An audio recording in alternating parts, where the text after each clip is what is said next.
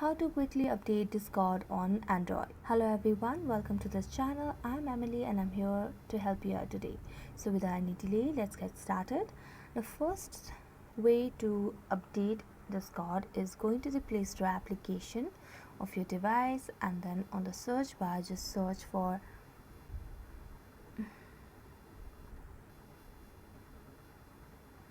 and then see if there are any updates available on this application.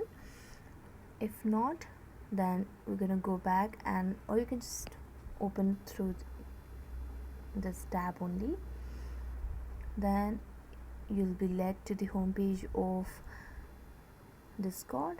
Then what you're gonna do is we're gonna tap on use section at the bottom of the screen. Tap on that, then tap on settings. Now scroll down and you can see the option of what's new over here. So just tap on what's new and you can see the updates on Discord. So thank you so much for watching this video. If you enjoyed it, don't forget to like, subscribe and hit the bell notification for more updates. And that's it for today. See you next time.